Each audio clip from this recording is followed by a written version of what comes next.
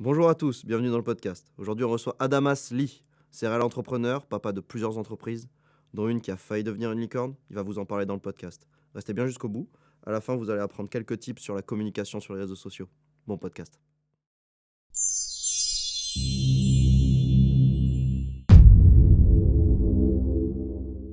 Bonjour Adamas, Bonjour Théo. ravi de te recevoir aujourd'hui avec nous. Merci à vous de me recevoir, c'est un grand plaisir. Vous avez proposé de m'inviter. Écoutez, j'ai répondu à l'invitation et vraiment, merci pour cette invitation. Et merci à toi. Euh, Est-ce que tu peux te présenter rapidement, s'il te plaît, pour commencer? Rapidement, je m'appelle Adamas Lee et Adamas c'est mon prénom et Lee c'est mon nom de famille. Il y en a beaucoup qui font l'inversion à cause de la série Battlestar Galactica. Alors les plus vieux d'entre nous doivent certainement la connaître. Il y avait le commandant Adama Lee, donc moi c'est Adamas, le S se prononce, hein. C'était le commandant du cuirassé, hein. Donc je ne vais pas m'étaler là-dessus. Donc je m'appelle Adamas Lee. Ok. J'ai 43 ans, je vais doucement vers mes 44 ans. Et concrètement, je suis ce qu'on appelle un serial entrepreneur. On reviendra sur ce terme un peu plus tard, parce qu'effectivement, beaucoup d'entreprises à ton actif. Plusieurs entreprises à mon actif. Et ça va être le sujet de cette interview, si j'ai bien compris. Ouais, en tournant un petit peu derrière, on va aller chercher ta dernière activité qui nous intéresse aussi pour les artistes qui nous écoutent. Je pense que ça va les intéresser aussi. On va commencer par la première question qu'on pose à tout le monde. Quelle est la dernière œuvre que tu as vue ou écoutée dernièrement? La dernière œuvre que j'ai écoutée a été une découverte. C'est mon fils qui me l'a conseillé. C'est un artiste français qui s'appelle Yamé. Il m'a fait écouter sa chanson Bécane et j'ai trouvé ça plutôt cool. Ça ressemblait un peu à la soul ou le R&B des années 2000, un peu comme D'Angelo. J'aimais bien ses petites voix en back qui étaient super cool. Et j'ai écouté son album en boucle hier soir. Et il s'appelle Orange, je crois, son album, hein, c'est Ok. Orange, hein. Et franchement, Bécane, c'est certainement la chanson la moins qualitative de son album. Le reste, c'est juste extraordinaire, hein. Valkyrie, c'est fort, c'est très très fort. Mais je vais aller écouter ça parce que, enfin, comme je disais, j'ai pas, je connais pas l'album en entier de Yamé. On en a tous vu passer sur les réseaux. Bécane, il a tourné pendant Ouais. 2-3 mois là. Il est en boucle sur tous les réels de Instagram possibles. Mais l'album en entier, non, pas du tout. Mais Donc tu si vois, tu me dis qu'en plus c'est la moins bonne, je vais aller écouter ça rapidement en rentrant, moi je pense. j'ai découvert ça. Je pensais que Bécane c'est bien, franchement, c'est bien. Pour ceux qui connaissent pas Yamé, il faut absolument aller écouter. C'est un artiste, c'est de la bombe, hein. Et, euh, et vraiment, lorsqu'on écoute son album, on rentre dans son univers. Le gars est fort. Et moi, j'ai vu en fait qu'il avait été hyper connu, qu'il avait des réels ou des reels, des posts à quelques millions de vues. Mais je l'avoue que Bécane, au début, j'ai trouvé ça fort, mais c'est pas la chanson la plus impressionnante. Mais Le reste de l'album est Ayombaye, c'est puissant. Non, c'est puissant. Bon, si tu connais pas, ah va bah, voir. je vais y aller, ouais. Fonce, Mais tu fonce. connaissais pas du tout, tu l'avais pas vu passer sur les réseaux avant? Rien, Rien du tout. Ah rien. ouais, ah la Ah, découverte ultime. Oh, c'est bien ça, une mais on découverte verra comme ça. l'algorithme. Moi, je suis dans mon algorithme, je suis dans mon tunnel. Donc, Oui, c'est vrai. forcément, ce genre d'artistes, ils n'arrivent pas dans mon tunnel. Si je n'ai pas un agent extérieur qui vient me le mettre, Oui, c'est un tunnel en fait, les réseaux. On en reparlera tout à l'heure. ouais, on va rentrer dans le cœur. Voilà, tout à l'heure, tout à l'heure. Je vais aller trop vite en besogne sinon. Et on va repartir un petit peu sur toi. Et est-ce que tu peux nous raconter un petit peu ton parcours, ta formation à la base et par où tu as commencé? Ok, tu veux que je commence par le début? Eh oui, Bon, concrètement, j'ai fait primaire, collège, pas élève très studieux. Véritablement, j'étais pas, on peut pas dire que j'étais un mauvais élève, mais j'étais pas un bon élève. Pour moi, l'objectif, c'était pas d'être premier de la classe. C'était hors de question. J'avais un objectif, c'était interdiction d'être premier de la classe. Parce que le premier de la classe, c'était un besogneux. Le mec, il bossait. Je sentais qu'il en pouvait plus. Lui, il bossait pour être premier de la classe. Et en termes d'objectif de vie, c'était pas mon kiff. Pareil au lycée. Je voulais pas être premier non plus, mais j'ai eu une expérience qui m'a un peu fait dériver. Je suis allé dans le lycée de secteur et ma première année, c'était la grande liberté, la libération. Et puis, tu arrives au lycée et il y a une grande donnée. C'est plus des collégiennes, les filles, c'est des lycéennes. La ah, différence entre une collégienne et une lycéenne, ça se situe à quelques centimètres. Et je dois avouer que pour moi, ça a été la folie, donc la libération, la vie. Et j'ai compris que c'était pas top, tout simplement parce que le proviseur m'a dit, écoute, on t'apprécie, t'es sympa, mais tu feras pas ton redoublement, parce que j'ai redoublé ma seconde, tu feras pas ton redoublement chez nous. J'ai eu la chance, vu que j'étais né en fin d'année, j'avais 15 ans et donc j'étais obligé d'être scolarisé parce que l'école ou l'enseignement est obligatoire jusqu'à 16 ans. Et donc c'est un autre lycée de secteur qui m'a récupéré, qu'on appelle le lycée Les Iris. Et là, le proviseur a eu un deal avec moi parce qu'il ne voulait pas m'accepter en fait, hein. Il a eu un deal avec moi, il m'a dit écoute, si tu travailles bien et que tu ne branches pas et que tu ne te fais pas remarquer, tu resteras dans le lycée. Et il m'a dit, je veux pas entendre parler de toi, je veux pas une note dans le cahier, pas un avertissement, rien du tout. Et le fait d'avoir passé ce deal avec ce mec, quelque part, ça m'a fait changer complètement de paradigme. Je voyais l'école de manière différente, plus comme le truc où il faut aller s'asseoir et que les professeurs vont rentrer de force un enseignement dans ta tête, mais plus quelque chose comme je me dis, bon, je vais peut-être apprendre des choses. Et surtout, j'étais dans un environnement avec des gars qui étaient complètement différents. C'était pas des mecs qui écoutaient forcément du rap. Alors, moi, je suis vieux, donc les mecs, c'était des rugbyman. Moi, j'étais basketteur et ils écoutaient du Rage Against the Machine, Oui. du rock. C'était, comment il s'appelle, cet artiste-là qui est mort avec ses cheveux blancs, là. Kurt Cobain. Kurt Cobain. C'était Kurt Cobain, leur idole et tout. C'était un univers que je connaissais pas. Au départ, j'étais pas pour le connaître et finalement, ils se sont ouverts à mon univers, je me suis ouvert à leur univers et ça m'a fait changer complètement de paradigme, comme je disais. Et je me suis mis à étudier. Et j'ai toujours pas comme objectif d'être premier de la classe, mais j'en avais marre d'être le dernier quand Ouais, mais même. tu t'es dit, bon, on va quand même un peu travailler. Ouais, on va un peu travailler. Et j'avais un professeur de maths qui pouvait pas me blairer.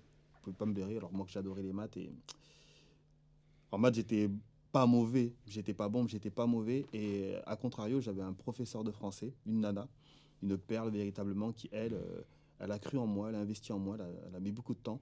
Et du coup, bah, je me suis mis à aimer le français. J'étais un matheux qui adorait le français et la langue française. Du coup, on C'est plutôt a... rare, ça, en plus. Ouais, c'est un combo. Tu verras tout au long de l'interview, j'arrive à allier des trucs qui sont complètement improbables. Et du coup, elle a beaucoup investi en moi, cette enseignante. Et j'ai vraiment beaucoup travaillé le français. Force a été de constater que, tu vois, je suis sorti de ma promo du bac de français avec les meilleures notes du lycée et les meilleures notes de l'académie. Pour quelqu'un qui n'avait pas pour objectif d'être premier, c'est bien. Non, c'est vraiment bien. Suite à ça, j'ai passé le bac et après, je suis allé à la fac. Je suis allé à la fac et je m'en souviens, je ne savais pas véritablement quoi faire. Et je le vois maintenant parce que j'ai des enfants. On leur demande très jeunes de décider de leur orientation pour choisir ce qu'ils feront plus tard. Mais je ne comprends pas comment à 13 ans ou comment à 14 ans, je peux décider que je vais faire tel ou tel métier. Et le biais cognitif est tellement fort parce que, en fait, on te conditionne à faire un métier. Et on l'a vu après, je suis serial entrepreneur, c'est que concrètement, j'ai jamais trouvé un métier à mon pied. J'ai pas trouvé chaussures à mon pied, ça n'allait pas. Il y a des gens qui sont programmés pour être employés, et il y a des gens qui sont programmés ou qui se programment pour être employeurs. Et s'il n'y a pas d'employeur, il n'y a pas d'employé. Et la problématique que j'ai eue lorsque j'étais à l'école, c'était que le parcours, c'était forcément pour devenir employé et pas employeur. On y reviendra un peu plus tard certainement. Donc lorsque j'ai fait mon orientation, je m'en souviens que je me suis dit, ben, comme je ne sais pas ce que je veux faire, pour être sûr de me fermer aucune porte, c'était un mec intelligent qui m'avait dit ça, t'as qu'à faire le truc le plus dur. Si tu fais le truc le plus dur, toutes les portes resteront ouvertes. C'est pas faux. C'est dur, du coup, mais c'est pas C'est faux. dur. Je trouvais ça pas con, donc je suis parti là-bas et j'ai eu mon bac. Et après, je suis parti à la fac. C'était quoi le truc le plus dur? C'était à l'époque, hein, aujourd'hui je ne sais plus trop comment ça fonctionne, c'était le bac S avec l'option technologie industrielle, enfin sciences de l'ingénieur. Ouais, ok, mais j'ai fait le même. Bon, mais voilà, mais on fait le même bac que les scientifiques qui font de la bio, C'est ça, ouais. etc. On a le même bac de français que les littéraires et on est noté pareil, sauf que le coefficient était différent. Donc on fait vraiment les épreuves qui sont quelque part les plus dures et lorsque tu sors de là, ben, peu importe l'orientation que tu veux faire, tu passes.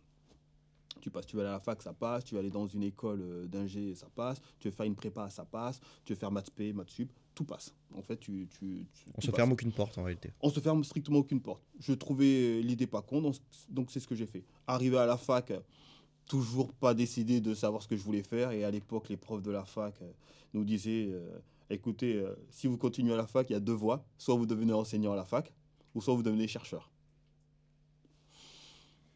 Je ne me voyais pas devenir chercheur, je ne me voyais pas non plus devenir enseignant.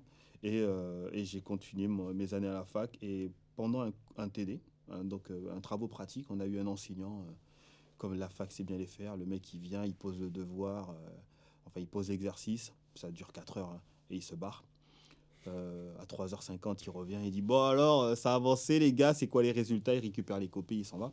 On avait un TD spécial où, si tu connais, on avait un appareil magique qui s'appelait l'oscilloscope. Mm. Pour ceux qui n'ont jamais entendu parler de l'oscilloscope, dites-vous bien que c'est l'horreur. Ah ouais. C'est un appareil de mesure ultra complexe, mais ultra efficace. Je ne sais pas si on a inventé mieux que l'oscilloscope à l'heure actuelle, mais pour faire des mesures électriques ou électroniques, enfin des mesures électriques, ça tue.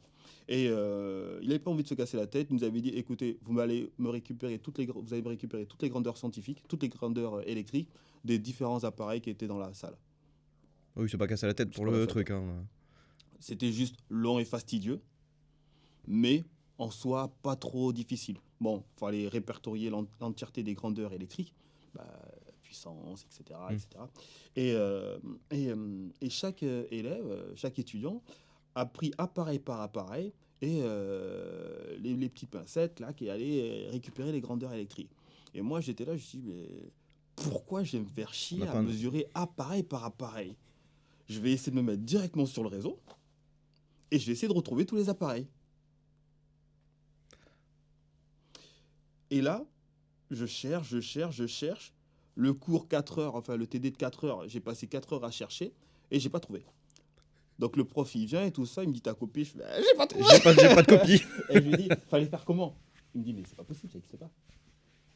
Je lui dis, sérieux?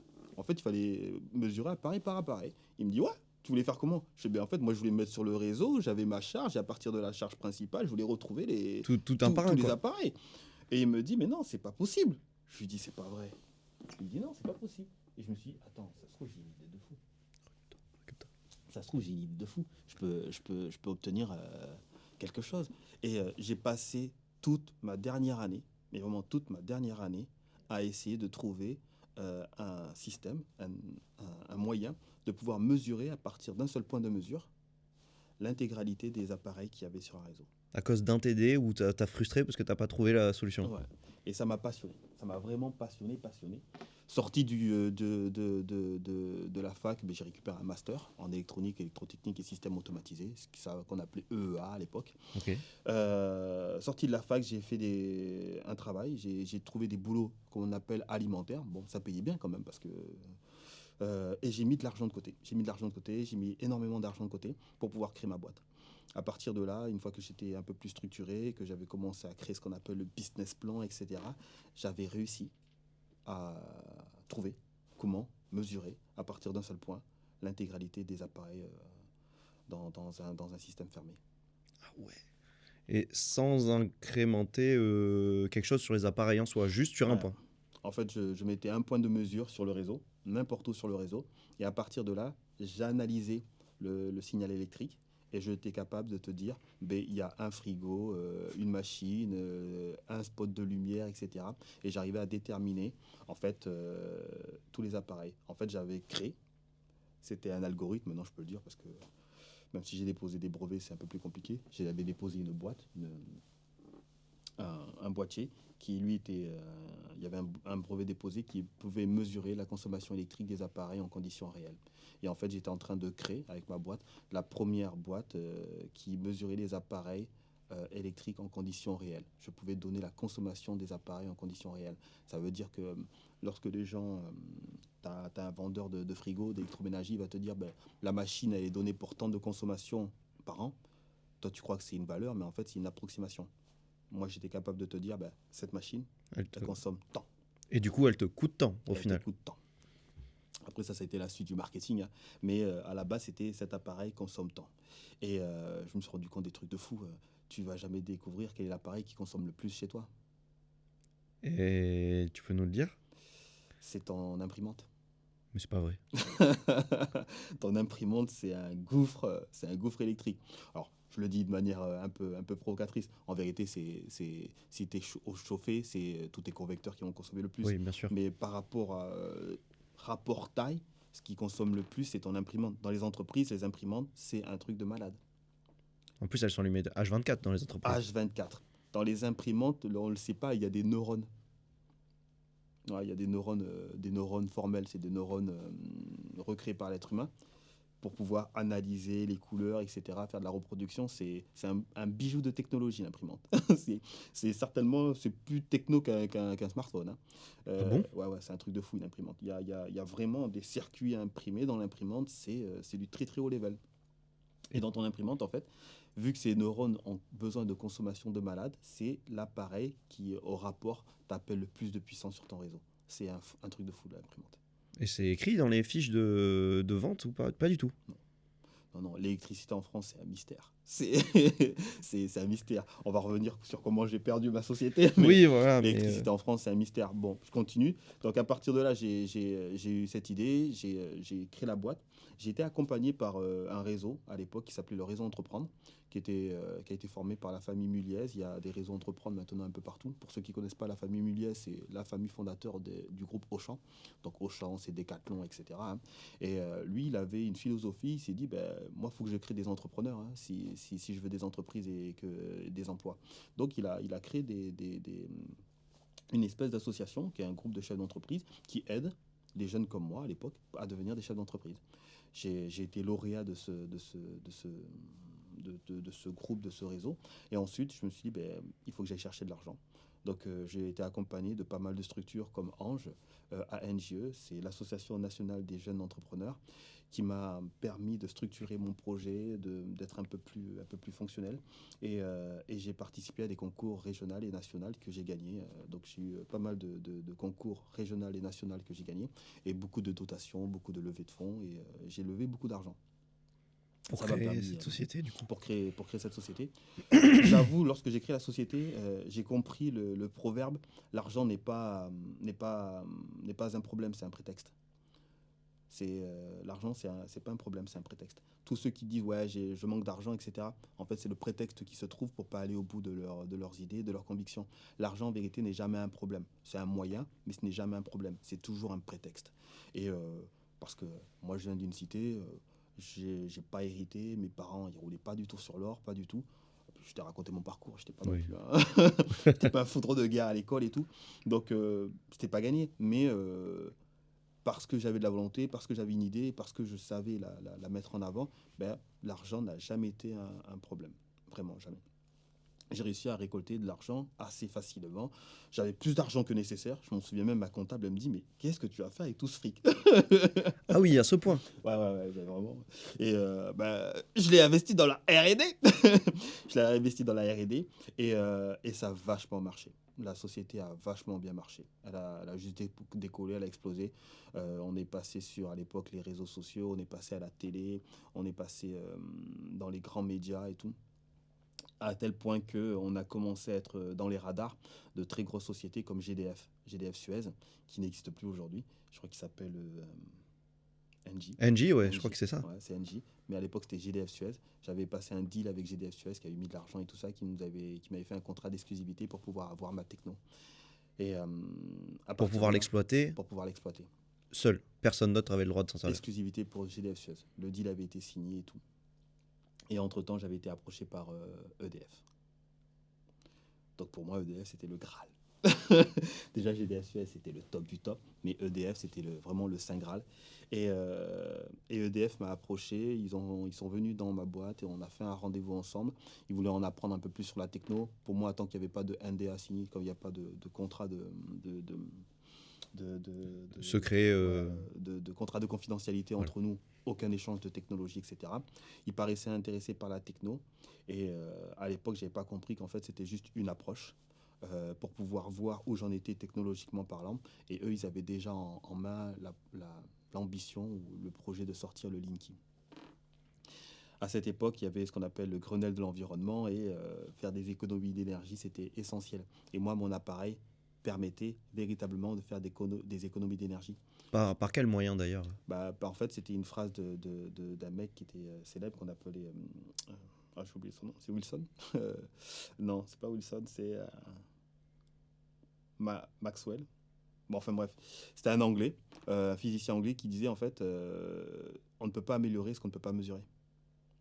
Ah oui. Et l'électricité, je te mets au défi de me dire quelle est ta consommation électrique. Il y a peut-être un Français sur 100 qui sait à peu près ce qu'il consomme. Il sait ce qu'il paye, mais ce qu'il consomme véritablement, il ne le sait pas. Il sait ce que consomme sa voiture. Tu vas me dire, ouais, elle fait du 5 litres au 100, 7 litres au 100. Tu as une idée véritablement. On est Comme facile, tu c'est connais- nous qui rechargeons de toute Ah ouais. façon, donc on regarde. Tu payes l'électricité, tu payes tous les mois, mais par contre, qu'est-ce que ça représente en... C'est quoi l'unité de mesure? Il y a des gens, ils découvrent que l'unité de mesure de l'électricité, c'est le kilowattheure. Ça correspond à quoi un kilowattheure? Ils ne le savent pas. Et donc, la phrase de Maxwell, je suis vraiment nul d'avoir oublié cette phrase. Enfin, il disait véritablement, si tu ne peux pas le mesurer, tu ne peux pas l'améliorer. Et moi, mon appareil proposait de mesurer l'électricité. En fait, ça te permettait de voir, de palper, de toucher ce qu'était véritablement l'électricité. Et à partir du moment où tu pouvais le palper, tu pouvais influer dessus. Tu pouvais dire, si j'éteins mes lumières, patati patata, voilà l'économie, la baisse que je vais faire. Ça te parle parce que ça devenait visuel. Nous, on avait développé une application qui te montrait ta courbe de consommation en temps réel. Tu arrêtes la télé, tu arrêtes le congélateur, la courbe, elle faisait ça. Tu remettais tout, ça refaisait ça. Aujourd'hui, même à l'heure actuelle, EDF ne te le fournit pas. Ah oui, Il ne te le fournit pas. il pourrait. Il pourrait, mais il te dit non, on va mettre un bémol de un quart d'heure dessus, tout C'est ça. vrai Avec qu'il y a un délai. décalage. Il y a un délai, ouais. Il y a un délai. Pourquoi? Parce que tu t'imagines, si tu pouvais voir en temps réel l'impact de tes gestes, tu ferais des économies de ouf. Déjà, tu comprendrais que éteindre les lumières, c'est des LED, etc. Tu verrais la courbe, elle ferait ça. Oui, ça change. Et là, tu te dis, je me prive de tout ça pour ça. Tu gagnes peut-être 10 centimes. Allez, je suis un peu provocateur. Peut-être que tu gagnes sur une année 10 balles. Est-ce que ton inconfort vaut 10 balles? Ouais, c'est ridicule. Complètement. Tu verras qu'il y a plein de gestes du quotidien qu'on t'oblige à faire pour la conscience écologique, mais concrètement, ça te fait économiser que dalle. Ce qui va te faire véritablement économiser, c'est l'isolation, etc. Et le fond du fond, ce qui te fait véritablement économiser, mais tu n'as pas la main là-dessus, c'est que 60% de ta facture, tu n'as pas la main dessus. Ah, rien du tout. Ouais, c'est des taxes, des abonnements, à taxes d'acheminement, taxes de ci, taxes de ça. Tu regardes ta facture, en fait, ce n'est que des taxes. Et ta consommation, c'est 40%. Donc déjà, si tu influes sur 40% de la consommation, en fait, sur 40% de la valeur de ta facture. Donc, tu peux toujours essayer de te battre. C'est des coups d'épée dans l'eau à ce niveau-là. C'est pisser violent dans un violon. Donc EDF m'a approché. Et après, la douche froide. Petit courrier en bonne et due forme qui m'explique que ma technologie est déployée quelque part, je te la fais courte, est illégale. Que je viole je ne sais pas combien de principes et que il me somme d'arrêter, sinon je paierai une amende. Je te dis même pas le prix parce qu'à chaque fois que j'annonce le prix aux gens, il faut que je montre le courrier, etc. Sinon on pense que je suis un mytho. Mais C'est quoi, ça se chiffre en millions? On est où là? Non. 9 chiffres. Non, c'est une blague. En milliards? Ouais.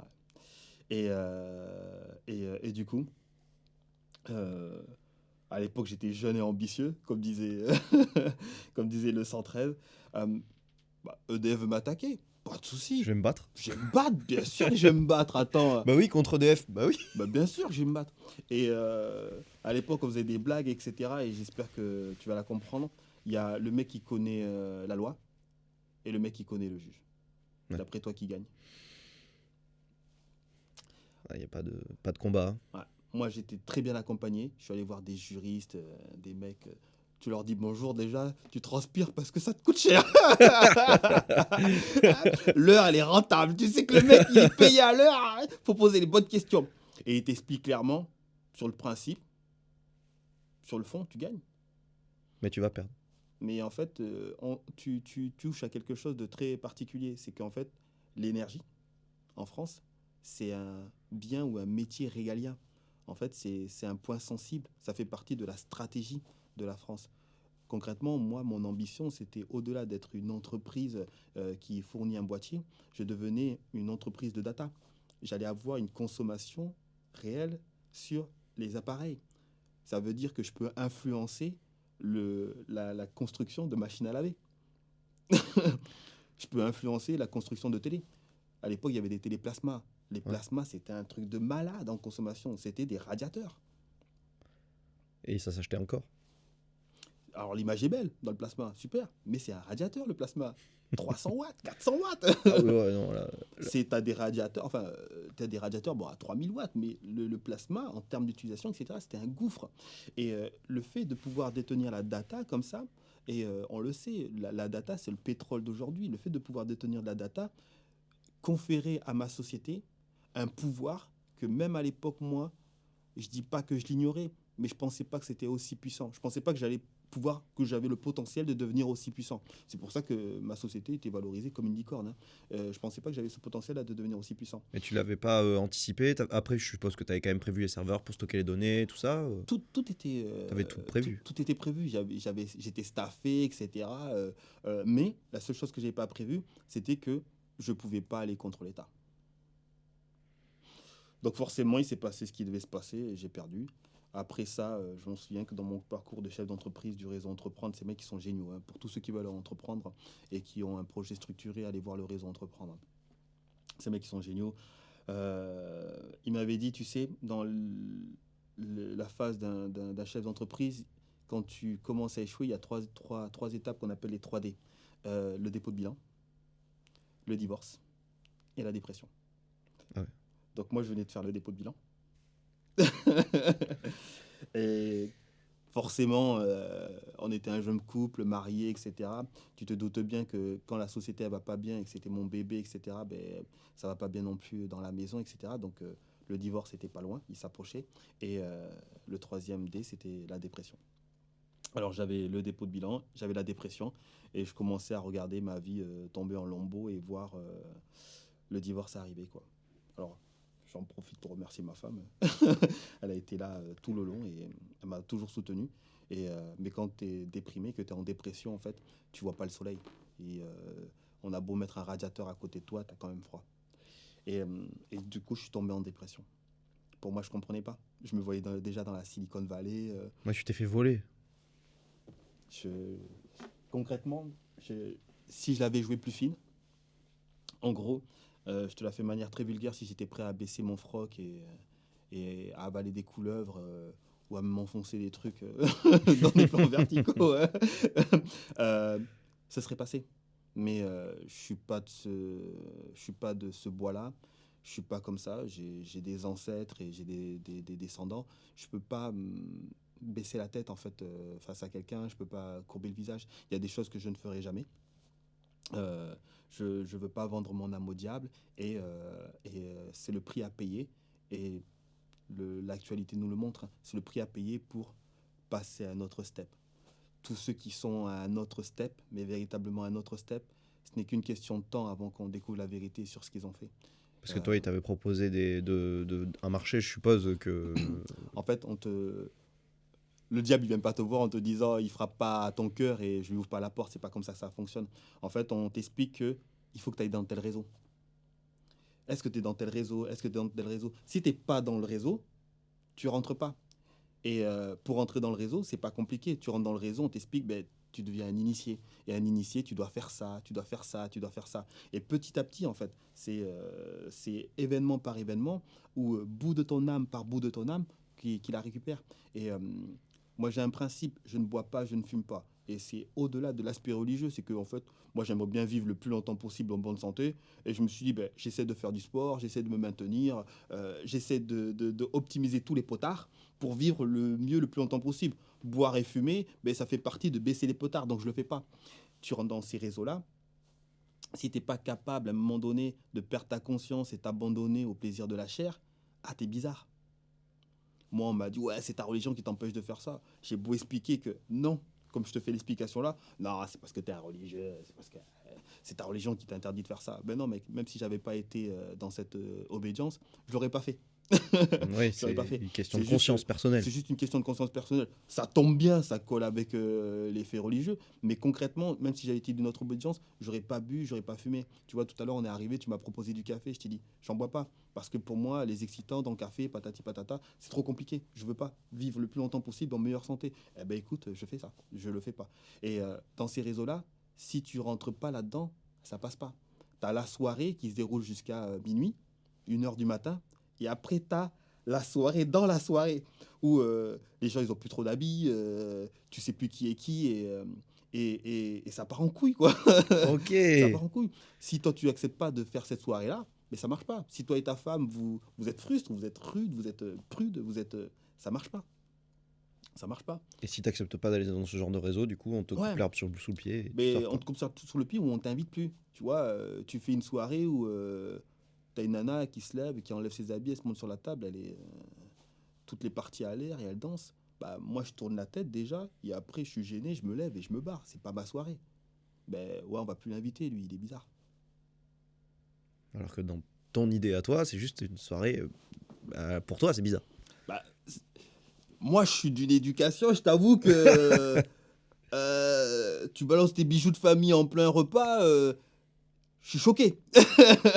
Je suis super choqué. Et je suis choqué pour de vrai. Et une fois que je suis choqué comme ça, je te le dis. Parce que je vais pas faire l'hypocrite. Non, je vais te dire, écoute, moi, c'est pas mon délire. Déjà, quand on parle, je j'ai pas l'impression d'être vulgaire. Je sors pas de grossièreté. Les mots peuvent être durs, etc. Mais je vais pas insulter. Il va pas avoir de grossièreté ou d'insultes qui vont sortir de ma bouche. Ça peut être dur, mais pas d'insultes. Mais tu parles, c'est pas ton milieu, etc. Tu commences à sortir des vulgarités, des grossièretés, des insultes dans tous les sens. Mais en fait, c'est quel personnage. Et je collais pas à ça. Et je collais pas à l'image qu'on voulait me coller. J'aurais dû être un bon banlieusard qui aime la chair, qui dans les faits fait le mec droit, mais en loose day et des histoires avec des objets, des substances et tout. Ben, c'est pas mon délire. Franchement, c'est pas mon délire. Tu peux demander à Ono, moi à 21h30, fin des processeurs, j'arrête et 22h, 22h30, je suis au lit en train de dormir jusqu'à le lendemain, 6h du matin. Ouais. Ça, c'est ma vie. Et ça permet de régler aussi le potard là-dessus aussi pour vivre longtemps. Voilà, mais donc pas là-dessus. Donc forcément, je rentre pas dans les réseaux. Comme je rentre pas dans les réseaux, on te fait comprendre, ben écoute, si t'es pas dans ce réseau-là, ça va être compliqué parce que il y a mon ami, etc. Donc je peux pas te défendre comme il faut. Donc je peux pas t'octroyer ce contrat comme il faut, etc. Parce que je suis pas racheté par EDF, c'est pas grave. Ils me disent que ce que je fais c'est illégal, c'est pas grave. On change le braquet, on la joue fine, etc. Mais après, plus personne veut bosser avec toi. Ah oui, La il banque ferme toutes les t'appelle en portes. te disant, on a fermé ton compte. Hein? La banque, elle m'appelle, alors, elle m'a pas fait comme ça, je suis un peu violent. Elle m'a appelé en me disant, enfin, elle m'a appelé parce que le banquier, il m'aimait beaucoup. Il m'a dit, je comprends pas et tout. J'ai reçu un courrier que je dois t'envoyer, mais je voulais t'avertir. Mais j'ai 30 jours pour me trouver un autre établissement bancaire. Dans 30 jours, mes comptes seront fermés. Donc, je suis allé ouvrir dans un autre établissement bancaire. Ils m'ont ouvert les comptes et ensuite ils m'ont sucré ma carte bleue, mon chéquier, etc. J'ai jusqu'à l'heure, hein, j'ai à peu près 30 000 balles qui dorment dans une banque. J'ai pas la possibilité de les retirer, pas la possibilité de les consommer. Je sais pas où ils sont, ils ont disparu. J'ai même pas la possibilité d'avoir les livrets de compte, etc. Et si tu veux, j'avais tellement de chats à fouetter que j'ai abandonné. Ouais, autre chose à faire avec la société qui. Voilà. Donc du coup, j'étais en Permet- dépression complet. Et là, la lumière. Un mec qui était chef d'entreprise, qui lui venait de monter une boîte qui était dans une agence de communication. Et lui, il avait un truc, c'est qu'il était passionné par Twitter. X aujourd'hui, il était passionné par Twitter. Il comprenait rien, il savait pas comment ça marchait, etc. Mais il était passionné par Twitter. Il avait flairé que Twitter, ça allait devenir quelque chose. Avant que ça soit quelque chose de puissant. Bah, on était en 2013. Ok. Donc en 2013, il y avait très peu de monde en France sur Twitter. Il y avait les Américains qui avaient compris que c'était un truc Twitter. C'était vraiment Twitter. Twitter gagnait pas d'argent à cette époque. S'ils avaient, allez, peut-être 50, 70 millions d'utilisateurs, c'était le bout du monde. Alors qu'aujourd'hui, on est à. À Twitter, on n'est pas loin des 400 ou 500 millions. Ouais, ça se fait x10 quoi. Ouais. En l'espace C'est d'une dizaine d'années. c'est un bon réseau social, mais c'est un petit réseau social. Tu vois, Twitter, c'est pas un TikTok, c'est pas un Facebook ou c'est pas Instagram. Instagram, c'est 2 milliards, Facebook 2,3, 2,7 milliards, TikTok presque 2 milliards. Tu vois, c'est un petit réseau social. Même Snapchat est au-dessus de TikTok. Mais il fait presque plus de bruit que les autres par contre. Parce que c'est un réseau social d'influence. C'est vraiment un gros réseau social d'influence. Et donc, lui était passionné par TikTok, par Twitter. Et il me dit, écoute, moi, je t'ai suivi pendant ce parcours de création d'entreprise, etc. Et j'étais passionné par en fait la manière dont tu as trouvé ta solution. En gros, pour pouvoir mesurer les appareils, en fait, c'est de l'informatique, c'est pas de l'électronique. J'ai réussi à trouver une espèce d'algorithme que j'ai appelé le solutionneur de zéro. En fait, c'est un algorithme qui permet de découvrir les appareils. C'est tout con, je vais te l'expliquer, hein. C'est qu'en fait, quand un appareil s'allume, il s'éteint. Hein? Quand tu allumes un appareil, tu allumes ta lumière, à un moment donné, tu l'allumes. Oui, Et à un autre moment, tu l'éteins. oui. Quand tu l'allumes, elle va avoir une phase ascendante avec une consommation. Et ensuite, quand elle va s'éteindre, elle va avoir une phase ascendante, descendante où elle s'éteint. Oui. Tu divises ça par deux. Tu as une courbe ascendante Oui. qui ressemble, très portrait, à une courbe descendante. Ouais. Donc, il suffit de retrouver dans tout ce bordel la courbe qui monte et la courbe qui descend. Eh oui, tout simplement. Tout simplement. Pourquoi le solutionneur de zéro? Parce qu'à la fin, ça fait zéro. Dans tous les cas. Dans tous les cas, la somme de l'air que tu as, c'est égal, enfin, ça fait zéro si tu l'as soustrait à la somme de l'air que tu descends. Et donc, du coup, ça, c'était l'algorithme qui m'a permis de trouver la charge de tous les appareils. Et pour trouver la charge, il faut forcément, par contre, que tu aies mesuré sa montée et sa descente En au fait, moins une fois. Ou pas du tout. mais en fait, s'il ne s'éteint jamais, Oui. tu as ce qu'on appelle une phase résiduelle, une consommation résiduelle. Oui. Tu as des appareils qui ne vont jamais s'éteindre. Oui, Par un exemple, congélateur, un et tout frigo. ça. Par contre, ils vont avoir des variations de consommation. D'accord. Donc tu sais qu'il est résiduel, mais avec une variation de consommation. Et donc du coup là, tu peux identifier qui est le frigo, de qui est le congélateur, de qui est le four à micro, enfin le frigo, le congélateur. Tu as un autre appareil qui s'éteint jamais. Je réfléchis. Bon, enfin, tu as ce qu'on appelle une consommation résiduelle. Et donc tout ça, comment ça s'appelle, les VMC. Ah oui.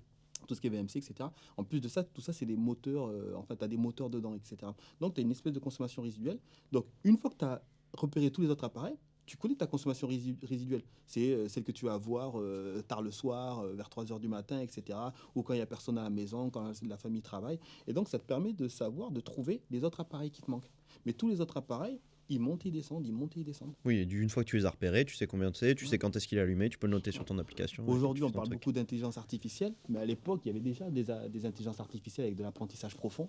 Mais je pouvais apprendre que les foyers français, ils consomment de l'électricité à partir de 18h jusqu'à 22h30, 23h. Tu vas avoir des grosses consommations. Le ménage va commencer à faire à manger vers 18h30, 19h. Donc, tu as les fours, etc., qui vont s'allumer. Donc, tu as les consommations. Donc, tu sais quel type d'appareils vont être utilisés à quel moment. Et à partir de là, tu mets juste un peu de logique et un apprentissage profond et tu trouves tout. Et tout ça, c'est les algorithmes que tu as développés. Ouais, tout ça, c'est les algorithmes que j'avais développés et celui que j'avais trouvé s'appelait le solutionneur de zéro. Pourquoi le solutionneur de zéro? Parce qu'il fallait trouver des zéros. Et donc, le gars qui avait cette société-là, qui était fan de Twitter, il m'a dit, moi, quand tu m'as expliqué ton algorithme de solutionneur de zéro, j'ai trouvé ça hyper passionnant. J'ai mon agence de communication. Si j'ai compris quelque chose, c'est que derrière ces réseaux sociaux, il y a un algorithme. Derrière, c'est de l'informatique. Et je pense que si je veux les comprendre, il me faudrait un mec comme toi qui arrive à m'expliquer ça. Alors moi, je revenais de la Ligue 1 des entreprises. À l'époque, il me parle de réseaux sociaux. Pour moi, c'était la CFA, quoi, tu vois. Waouh.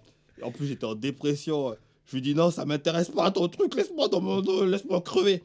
Il me dit, non, vas-y, viens travailler pour moi et tout ça. Je lui dis, non, je veux pas. Ma femme me dit, Excuse-moi de te couper, tu l'avais rencontré par le réseau entreprise ouais, aussi. par le réseau. En fait, le réseau entreprendre Réseau entreprendre, voilà, c'est ça. te met dans un groupe d'entrepreneurs et ces mecs-là sont chargés de te suivre. Et lui, il faisait partie de ces entrepreneurs qui devaient me suivre. Et lui, il s'est dit, attends, je vais pas le laisser dans la panade déjà. Et en plus de ça, moi, il peut m'aider. Donc, je lui dis, non, ça m'intéresse pas. Ma femme, elle me dit, tu vas trop muer maintenant parce que... Ouais, je te supporte, mais bon, mais t'es en là, dépression. Là, c'est l'hécatombe, quoi. Et puis, il n'y a plus d'argent. Oui, voilà. Donc, moi, je lui dis, ouais, je viens, mais tu vas me payer. Il me dit, ouais, mais je vais te payer ce que... Non, tu vas me payer très, très cher. Je lui dis, il me dit, ouais, vas-y. Je dis, ah ouais, bon, ben vas-y, si tu me payes cher, bon. Et je t'assure qu'il m'a payé, vraiment, il me payait très, très bien. Moins que lorsque j'avais ma boîte, mais j'étais très, très bien payé. Déjà, ça mettait du beurre dans les épinards, ou dans le beurre dans les... Ouais, c'est ça, dans les épinards, dans les haricots, j'en sais rien. Le beurre dans les épinards, c'est Ouais, ça. Ça mettait du beurre dans les épinards. Ça permettait de revoir une vie sociale. Et je lui avais dit, ouais, tu sais, moi, je suis pas trop pour le salariat. Moi, venir au bureau, faire des horaires, etc., c'est pas mon truc. Donc, totale liberté. Si je viens au bureau, je viens. Si je viens pas, je viens pas. Mais il n'y a pas de m'appel où je suis, où est-ce que je suis en retard. Ok.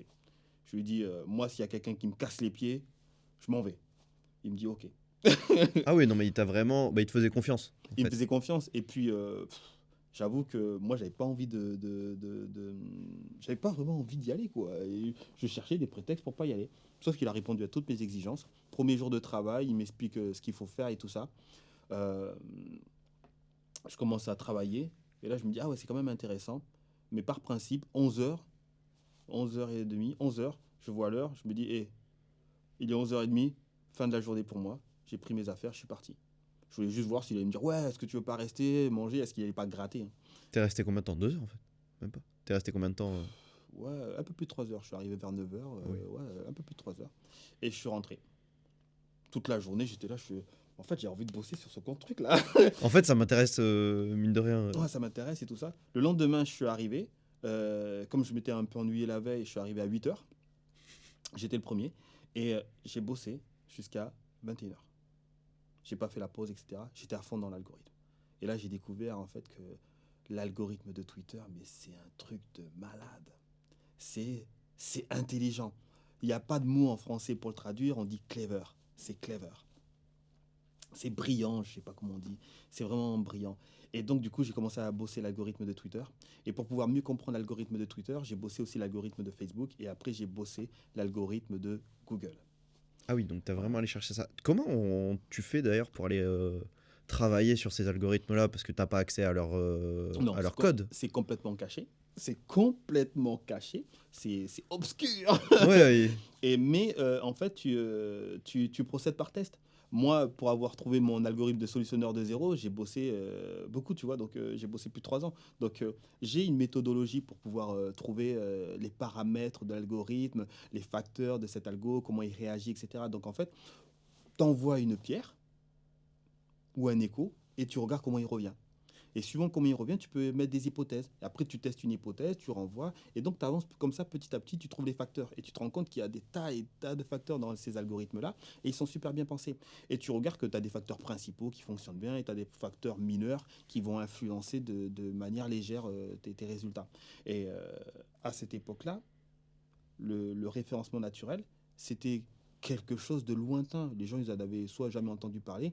Et donc, en France, il y avait très peu de gens qui bossaient sur le référencement naturel. Aux États-Unis, vu qu'ils étaient en avance, il y avait quelques personnes qui travaillaient le référencement naturel. Et donc, le soir, sur les forums, ça discutait, ça échangeait et ça partageait la connaissance. C'était vraiment l'âge d'or de Internet où on partageait la connaissance gratos et la vraie connaissance, pas biaisée.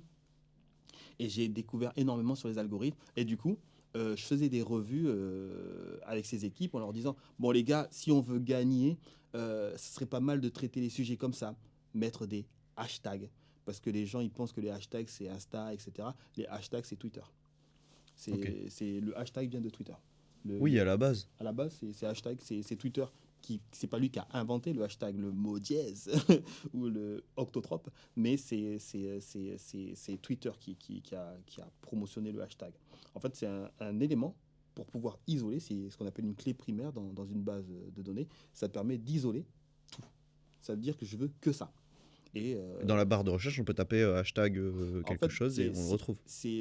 dans la barre de recherche, ouais, tu peux taper hashtag et ça te va te retrouver l'hashtag, mais à l'époque, c'était en fait, c'était si tu veux avoir le flux de telle info, tu mettais le hashtag et tu avais le flux de telle info.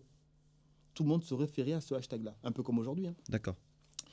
Aujourd'hui, je veux le hashtag Yamé. Je mets le hashtag Yamé, j'aurai toute l'info sur Yamé. Dès que quelqu'un va parler de Yamé, parce qu'il aura mentionné le hashtag, j'aurai son hashtag. Twitter, à l'époque, je m'en souviens, j'avais une définition qui lui avait beaucoup plu. Je lui ai dit, pour moi, Twitter, c'est un peu comme le pouls de la planète Terre. Si la Terre avait une pulsation cardiaque, ce serait Twitter. En fait, si tu veux savoir si quelqu'un est vivant, une marque, une entité, on parle d'elle, tu vas sur Twitter, tu mets le hashtag de cette marque et tu verras le nombre de tweets par minute qu'elle aura. Ah. S'il y a 3000 tweets par minute, Tout. le cœur de cette marque bat la chamade. Elle est en activité, elle est vivante sur cette planète Terre. Si tu as 3 tweets par an, l'encéphalogramme, là, il est pas plat, mais le mec est pas mort. Mais Ouais. il fait pas le buzz sur la planète Terre. Et en fait, Twitter, ça te permettait de prendre le pouls d'un élément sur la planète Terre. Et c'était comme ça la force de Twitter. Et c'était comme ça que moi j'avais compris Twitter. Et c'est comme ça que j'avais expliqué à ces équipes. Et du coup, tu te doutes bien que les commerciaux et même ces community managers à l'époque, ils avaient une avance considérable parce qu'ils avaient les règles du jeu. Les gens jouaient, mais personne ne connaissait les règles du jeu. Et on découvrait petit à petit, je découvrais pour lui petit à petit les règles du jeu. Donc il a pris une avance considérable sur le marché. Et au bout d'un moment, les réunions qui duraient 1 heure pour expliquer un truc et avancer, finalement ça a duré toute une matinée pour expliquer un tout petit truc. Et moi, comme c'était mon dada, ben, je passais des heures sur un paramètre à la con, tu vois. Par exemple, écrire avec ou sans faute d'orthographe. Qu'est-ce que tu fais? Moi, je dirais 100. Moi, je te dirais non. Ah oui, il faut faire des fautes. Ben, tu prends la plupart des gens, ils écrivent avec des fautes d'orthographe. Et c'est vrai. Ça, c'est- La majorité des gens, écrivent avec des fautes d'orthographe. Ce qui veut dire que le mot référencé, c'est le mot avec une faute d'orthographe. Ah. Et il faut être dans le référencement, dans tous les cas. Bah, si tu veux te distinguer, faire le mec guindé, ouais, j'écris bien, etc., toutes mes félicitations, ton site est sans faute d'orthographe. Maintenant, est-ce que dans ton référencement naturel, il n'est pas intéressant de travailler une page obscure avec une faute d'orthographe? Une page obscure. Qu'est-ce Ouais. que tu appelles page obscure? Alors, c'est une page que tu vas pas forcément mettre en avant. Mais par contre, cette page-là, elle va se référencer. Les gens vont cliquer dessus, ils vont arriver via une redirection, etc., sur la bonne page. Mais par contre, cette page-là va permettre à l'ensemble de ton site de monter. D'accord. Comme il y a beaucoup de gens, ils pensent qu'ils doivent être référencés que sur les mots-clés qui sont propres à leur business. Par exemple, je vais prendre un mec qui vend des boulons ou je vais prendre un coiffeur. Le mec, il croit qu'il a besoin de se référencer que sur les termes de coiffure et de la marque qu'il propose ou des prestations qu'il propose. Mais imaginons qu'un coiffeur fasse pas le tie and dye. Oui. Il se dit, ben, je vais jamais me référencer sur le terme tie and dye parce que les gens ils vont venir chez moi. Bah, tu peux faire un article qui explique pourquoi tu fais pas le tie and dye. Le mot est à la mode. Il va y avoir du trafic. Référence-toi sur le mot tie and dye et tu expliques Pourquoi toi t'en fais pas? pourquoi toi t'en fais pas.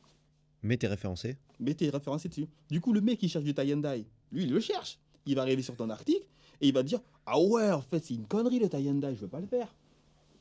Mais du coup, je vais venir chez toi quand Mais même. du coup, je vais venir chez toi quand même. Et il y en a beaucoup qui ont des biais cognitifs, ce que Idriss Alperkan appelle, ou Idriss appelle l'impuissance apprise, mais il se limite et il se ferme les portes. Et dans le référencement naturel, l'une des clés, c'est qu'il faut avoir l'esprit hyper ouvert. Mais vraiment hyper ouvert. Je vais vous donner plein d'astuces pour faire en sorte que ça fonctionne bien. Mais la première des choses, c'est qu'il faut avoir l'esprit hyper ouvert. Tu vois ce que je t'ai dit sur, ben, je ne vais pas me référencer sur les mots-clés qui ne m'intéressent pas, ou je ne vais pas me référencer sur les mots-clés de prestations que je ne fais pas. C'est une grosse erreur. Ok. Il y en a beaucoup qui disent, ben, je fais telle prestation, donc je me référencie sur telle prestation. Oui, très bien. Mais le nombre de prestations que tu fais est largement inférieur au nombre de prestations que tu ne fais pas. Ah, ça c'est sûr. Et peu importe la taille de l'entreprise en plus. Donc du coup, ça te permet, ça t'offre tout un tas de pages que tu peux faire sur les prestations que tu fais pas. Et en plus, c'est intéressant de savoir pourquoi tu ne le fais pas. Ça justifie pourquoi tu fais telle ou telle prestation. Donc du coup, je te disais, les revues qui duraient 1 heure, puis une demi-journée, le mec s'est dit, hey, tu commences à nous expliquer des trucs de fou, ça te dit pas qu'on fasse de la formation? Et je lui dis, la formation, c'est pas mon truc. Moi, je suis pas bon en formation, je sais pas parler, je suis pas à l'aise et tout. Il me dit, si. Toi, tu le vois pas parce que tu te vois pas. Mais nous, on t'a tous les matins et toi, tu nous formes. Et je lui dis, ok, mais par contre, tu vas me payer. Mais t'as raison. Hein. Il me dit, pas de souci, bien sûr que je te paye. Et il a organisé une formation. Il avait à l'époque une commerciale qui a vendu une formation vite fait sur les réseaux sociaux. C'était un lundi, premier jour de formation. Et là, je prépare ma formation et tout. Et je m'éclate. Je prends un plaisir incroyable dans la formation. Les mecs en haleine, ils restent dans la formation, ils apprennent des choses, ils progressent et tout. Et ils disent, on n'a jamais appris les réseaux sociaux comme ça.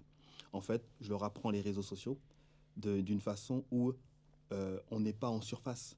La partie qu'on voit jamais, ça veut dire que si c'était une voiture, Je t'apprends pas le volant. Je t'apprends à conduire, bien évidemment, mais je te dis, tu sais quoi? On ouvre le capot et on regarde le moteur. Et tu vois, ça, c'est une durite. Ça, c'est une soupape. Ça, c'est l'arrivée d'essence. Quand tu augmentes l'arrivée d'essence, tu peux appuyer sur l'accélérateur. Et j'explique le moteur. Et quand les gens comprennent comment fonctionne le moteur, eh bien, je te garantis qu'ils sont beaucoup plus efficaces dans les réseaux sociaux.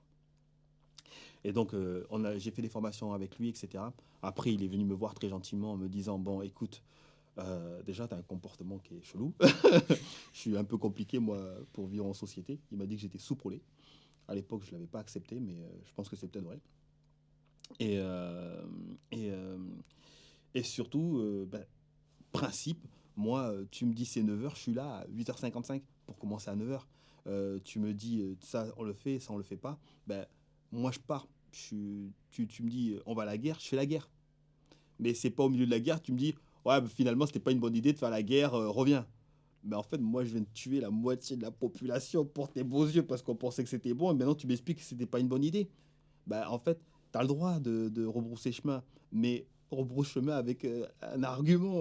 Oui, dis-moi pourquoi. Ouais, dis-moi pourquoi. Je ne peux pas, moi, me lancer quelque part et rebrousser chemin. Et donc, ça fait partie de mes lignes de vie. Et donc, ça m'a pas, ça a arrêté de matcher. Alors, ensemble, ça a arrêté de matcher et puis m'expliquer que j'ai dit oui pour te payer très cher, mais en fait, tu me coûtes un fric monstre. Grosso modo, je t'ai payé pas loin de 10 kilos. Ah oui. Je te coûtais un fric monstre. Après, tu leur as apporté beaucoup d'argent aussi. Ouais. Et je lui dis, ben, tu sais quoi, on est en bon terme, c'est cool. Il est temps pour moi de voler de mes propres ailes. À cette époque-là, ma femme, elle avait relancé son activité dans l'esthétique et elle avait été contactée par un magazine qui cherchait quelqu'un qui puisse expliquer les réseaux sociaux. Elle a dit, vous savez quoi, mon mari, c'est ce qu'il fait. Et j'ai été invité à faire une conférence par ce magazine, et pour ce magazine à Toulouse. Première conférence, elle était donnée pour 20 personnes. Au début de la conférence, on était 20.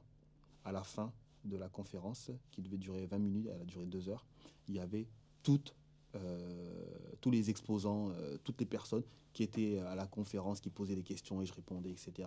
Ça avait duré 2 heures. Finalement, le magazine Pas trop con, ils se sont dit, là on a vendu des tickets pas trop chers, on va refaire le même plan mais à Paris, on va vendre des tickets beaucoup plus chers. Ils m'ont dit ça ne te dérange pas de le faire, je fais bien évidemment, vous me payez. Bah oui.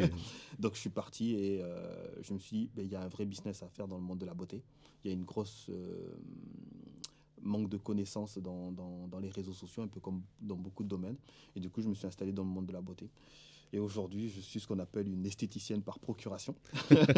Parce que ça fait 23 ans, 24 ans que je suis avec ma femme. Et donc, ça fait 24 ans que moi, je connais le métier de l'esthétique en vérité. Hein. Et du coup, je donne des cours, des formations. Et je fais de la gestion de communauté pour le monde et les professionnels de la beauté.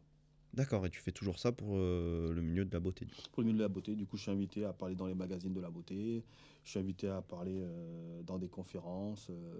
Ono m'avait accompagné au congrès de l'esthétique. C'est la grande messe de tout le monde de l'esthétique. Tu as toutes les grandes marques, tous les instituts de beauté, etc. Tout le monde de la beauté qui se réunit à Paris une fois par an. Et j'ai été invité en tant que conférencier. J'ai fait une conférence devant un parterre de je ne sais pas combien de personnes. C'était la folie. Donc voilà ma grosse activité. Donc j'ai une agence aujourd'hui de communication web globale. En fait, je vais faire du site web parce que pour acquérir des clients, avoir un site web, c'est quand même bien. Je vais faire des applications sur iOS ou Android ou les deux plateformes parce que pour acquérir du client, le fait d'avoir sa propre application, c'est quand même bien. Je vais faire de la gestion des réseaux sociaux parce que pour acquérir des clients, avoir ses propres réseaux sociaux, c'est quand même bien. Et en fait, ma véritable problématique, c'est quels sont les outils numériques que je vais utiliser pour pouvoir faire en sorte que mes clients gagnent en notoriété et en acquisition de leads, en acquisition de clients. T'es tout seul dans ta boîte ou t'as des employés? Alors, parce que comme je te l'ai expliqué, comportement compliqué, je suis tout seul. Par contre, on est une équipe on est 17. Ah oui, Ouais. En fait, je vais gérer 17 bonhommes. oui. Mais je suis tout seul. Je veux pas d'employés, je veux pas de salariés. Le salariat et l'emploi en France, c'est quand même un truc de fou. C'est un principe.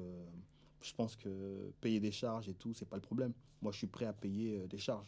Et concrètement, si on me dit est-ce que tu veux payer les charges ou tu veux pas les payer, je les paierai véritablement. Par contre, parce que je paye les charges, mais je veux le service qui va avec. Si je vais à l'hôpital, il n'est pas normal que j'attende 3, 4, 5, 16 heures ou 20 heures. Je crois qu'il y a pas longtemps, il y a des gens qui sont morts parce qu'ils ont attendu trop longtemps aux urgences. Tu vois, le principe des urgences, c'est pas le médecin classique. Les urgences, il y a le mot urgence, ça C'est- urge. Ah, ça veut dire que j'arrive, il faut me prendre de suite. Le principe que tu attends aux urgences, déjà, il y a un biais on est biaisé, les dés sont pipés. Tu n'attends pas aux urgences. Au pire, tu as une attente vite fait, le temps qu'on te prenne en charge. Mais il n'y a pas de t'attends 24 heures, ça n'existe pas. Et donc, du coup, moi, je suis prêt à payer des charges. Et en tant qu'entrepreneur, je suis pour payer des charges parce que le pays est beau et sympa, etc. Mais il faut qu'il y ait le service qui va avec. Et il n'y a pas le service qui va avec, pas parce que il n'y a pas des compétences. Il y a des compétences de malade en France. Il n'y a pas le service qui va avec parce qu'en fait, il y a des gens qui ont dit on ne le met pas. Il y a une politique qui a été décidée de faire en sorte que ben, ton argent, on le prend et on s'enrichit avec, mais on ne te rend pas le service. Donc je suis pas pour. Ouais, donc pas d'employé parce que c'est Pas d'employé. moitié salaire, moitié charge. Ouais. Et même dans ce que va toucher le bonhomme derrière, il va reverser des Et charges on encore, est, des impôts, la TVA, les trucs et tout. on est des contribuables. Et moi, je suis prêt à être un contribuable à contrepartie que j'ai les recettes de la contribution. Même si j'en ai qu'une petite partie, j'aimerais bien avoir une. Et le prétexte de oui, mais t'as l'école. Je suis désolé, l'école, ça devient compliqué. Et puis c'est pas la meilleure Non, éducation. c'est pas la meilleure éducation. Et quand on commence à t'expliquer qu'on va apprendre l'éducation sexuelle à des petits de 6 ans, et c'est pas éducation sexuelle avec la cigogne. Tu vois, c'est l'éducation Non, non, non. sexuelle version Rocco Siffredi, quoi. Ouais, c'est ce qu'on apprend aux gamins de 12-13 ans, même un peu plus Même vieux. pas, c'est Il y même a- pas ça. C'est même pas ça. On est vraiment. C'est pornographique. À ce point-là? C'est pornographique. C'est pornographique. Je t'assure, c'est pornographique. Je peux pas le dire différemment, tu vois. C'est pornographique. À 6 ans. À 6 ans. Ça veut dire que le petit, il n'a pas les connexions neuronales, il n'a pas la conscience il ne peut pas conscientiser le discours on lui apprend. Mais il sait même pas ce que c'est. Mais on lui explique ce que c'est, on lui explique ce que c'est la pénétration, on lui explique ce que c'est un pénis, on lui montre les gestes, etc. On lui dit comment ça se passe. C'est pornographique. Donc, je peux pas contribuer pour ça. Ouais, non, on paye pour ça. Non, non. Très compliqué, très compliqué. Donc voilà, donc voilà pourquoi j'ai pas, c'est un choix, d'employé. c'est vraiment un choix de vie. J'ai pas d'employé. Par contre, je fais bosser 17 bonhommes et ils bossent, ils charbonnent. Ils sont encore en auto-entreprise du coup, chacun? Auto-entreprise, il y en a qui ont leur entreprise, etc. Du coup, c'est des contrats avec tous, hein. Et en fait, je peux prendre des gros projets et après, je les découpe et je fais la gestion des projets et moi aussi, je travaille dessus.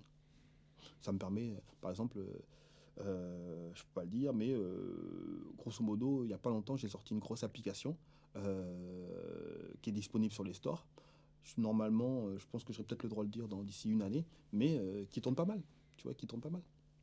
Et donc c'est toi et ton équipe qui l'avez Ouais. fait. C'est la classe, quoi. Ouais, c'est cool. C'est cool. Tu dois t'amuser Ouais, moi, dans je ton m'amuse boulot, beaucoup. ouais. J'avoue que je m'amuse beaucoup. Il y avait un mec qui disait que, en fait, si tu t'amuses en travaillant, tu n'auras jamais l'impression de travailler. Et un autre le dira, hein, moi je me lève 6 heures du matin, 7 heures je suis au bureau, de 7 heures jusqu'à peu près midi 30 je bosse. Ensuite, 14 heures, grosso modo, je reprends le taf, jusqu'à 17 heures 18 heures. Mes journées sont courtes, je vais pas au bout de ce que je veux, j'ai pas l'impression de bosser, j'ai vraiment pas l'impression de bosser. C'est pour ça que même en vacances, moi j'adore bosser, parce que quand je bosse, en fait, je m'éclate, j'apprends des trucs et tout ça, je m'éclate. Donc ouais, je suis hyper content de ce que je fais. Ça va être hyper enrichissant. On va passer sur une autre petite question qui peut intéresser les artistes qui peuvent nous écouter. Est-ce que tu as des stratégies, des petits conseils de base à donner à quelqu'un qui voudrait se lancer sur les réseaux ou faire son site? Des petits conseils de base. On va pas aller chercher tes secrets non plus. Oh, moi je suis partageur. La connaissance, c'est la seule chose que tu donnes que tu ne perds pas. Hmm. Aujourd'hui, je te donne 1 euro, tu t'es enrichi d'1 euro, je me suis appauvri d'1 euro. Je te donne ma connaissance, je ne l'ai pas perdue, par contre, toi, tu l'as. Ouais. Donc, la connaissance, moi, je suis pour la partager. Bon, après, je ne vais pas te donner les secrets d'un algorithme, etc., parce que c'est la base pour gagner de l'argent. Mais cette connaissance-là, bah, je la donne. Et concrètement, je vais te donner, allez, je donne trois tips J'ai essayé de ne pas prendre des types qui sont trop connus, etc., pour que les gens arrivent à les utiliser. Je vais en donner deux qui sont vraiment des principes parce qu'on a tendance à les oublier, mais c'est la clé du succès. La première clé du succès, c'est une vieille phrase, c'est content is king. Qu'est-ce que ça veut dire? Ça veut dire que le contenu, c'est le plus important. Il y en a qui cherchent, ouais, est-ce que je dois poster tous les jours? Est-ce que je dois parler de ci? Est-ce que je dois parler de ça? En fait, à partir du moment où tu commences à vouloir coller à la réalité, c'est qu'en fait, la réalité que toi tu proposes, elle n'est pas assez intéressante.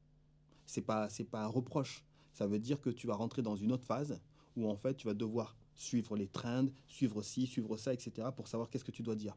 Mais ceux qui réussiront le mieux et ceux qui dureront, ceux qui vont avoir de la longévité, c'est ceux qui ont du contenu. C'est ceux qui ont du contenu. Et qu'est-ce que c'est le contenu? Si tu as une passion, il y a quelque chose que tu aimes, en fait, tu le fais tellement naturellement que tu peux en parler avec beaucoup d'aisance et beaucoup d'intérêt. Tu deviens expert dans un domaine à partir du moment où tu as passé 5000 heures dans ce domaine. Il y en a beaucoup qui passent 50 heures dans un domaine et ils se proclament experts. En fait, dans la courbe de la connaissance, ils sont tout en haut de la montagne. Ils sont dans la montagne de la stupidité et de l'arrogance. Et ils sont là-haut. Ils ont passé 50 heures dans un domaine. Exemple, les réseaux sociaux. Moi, je reçois plein de gens. Ils ont passé 50 heures sur Instagram ou Facebook ou TikTok. Franchement, il faut faire ci, il faut faire ça. Si tu veux avoir de l'audience, il faut faire ci. Ils sont plein de conseils. Mais concrètement, ces conseils, je ne dis pas qu'ils sont nuls ou pas bons. Mais ils ont oublié le contexte. Ils ont oublié le contexte. Je te donne allez, je vais prendre un site qui fait de la vente pour chiens, qui fait de la vente de nourriture pour chiens. Ok. Un site qui vend de la nourriture canine ou de la vente pour chiens, de nourriture pour chiens. Est-ce que tu crois que faire des TikTok à la con, quoi que si. C'est quoi le conseil que j'entends tout le temps qui marche pas?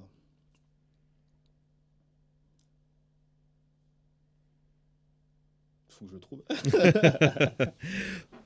Oh, tu vas le trouver. Bon, après, il y en a un que tu entends souvent et qui revient souvent et qui marche pas du tout. En fait, il marche, mais sur des contextes, ça ne marche pas. Il y a par exemple, tout ce qui va être métier confidentiel ou tout ce qui va être métier intime, ça ne marche pas. Parce qu'il est hors de question de mettre en avant ses clients. Ah oui. Il y a des domaines où tu as un client, la force du client, c'est la confidentialité. Par exemple... Chez l'esthéticienne, tu veux pas savoir que tu y es passé, quoi, par exemple. Chez l'esthéticienne, c'est particulier. Les femmes en France ne veulent pas admettre que leur beauté n'est pas le fait de la nature. Une nana, elle va aller chez l'esthéticienne en France, dans son esprit, pour l'hygiène, l'épilation, etc. Mais après, on a quelques conseils de beauté, quelques maquillages. Mais en fait, nous les hommes, on ne sait pas ce que font les femmes chez l'esthéticienne. Moi, je le sais. C'est des trucs de fou. Il y a des appareils chez les esthéticiennes, on est dans le haut du panier de la techno. Ok. Dans le haut du panier de la techno. Je te garantis que pour éliminer de la graisse, etc., ou pour faire en sorte que tu aies une belle peau, on est en termes de produits, on est sur des trucs de malade. On est sur des trucs de malade. Mais il faut que ça reste confidentiel. Mais il faut que ça reste confidentiel. En France, aux États-Unis ou au Brésil, je prends le Brésil, c'est tout le contraire. Tu vas chez l'esthéticienne, tu le dis. Tu fais ton poste, je vais chez mon esthéticienne, elle va me faire ça. C'est extravagant. C'est pour ça que aux États-Unis, les nanas qui se font refaire la poitrine, elles le montrent. C'est des décolletés, ça cache rien. Parce qu'il faut que tu vois qu'elle a investi de l'argent sur son corps. En France, une nana qui se fait refaire les seins, elle dit, ça doit pas se voir. Ouais, il faut que ce soit naturel. Il faut que ce soit naturel. Je dois avoir un effet naturel. Faut pas que ça se voit. Si ça se voit, c'est raté. Au States, si ça se voit pas, c'est raté. Pas les mêmes mentalités. Ouais. Pas les mêmes mentalités. Et donc, du coup, ta communication sur les réseaux sociaux ne peut pas être la même. Tu vas pas avoir des témoignages clients en France. Tu vas te battre pour te dire, ouais, pourquoi mes clientes, elles témoignent pas, pourquoi elles like pas, pourquoi. Mais en fait, elles veulent pas que ça se sache. Et puis, même les autres clientes potentielles, elles veulent pas savoir qui est passé avant elles, elles Eh s'en non, fichent. eh non, un, elle s'en fiche, et puis l'autre, elle veut pas savoir qu'elle va chez un tel. Oui. Elle veut pas. T'as ça dans le métier de la beauté, mais tu vas avoir ça aussi pour, par exemple, pour tous ceux qui vont voir des coachs sportifs ou tous ceux qui vont voir des aides au couple, etc. Mais ils veulent pas que tout le monde sache qu'ils ont des problèmes. Hmm. Au States, ça se dit, ouais, je suis allé voir mon psy, je suis allé voir mon conseiller matrimonial. En France, tu le fais pas sur les réseaux, tu le dis pas. Même, tu le dis même pas à tes potes. Tu le dis à personne. C'est pas la même mentalité.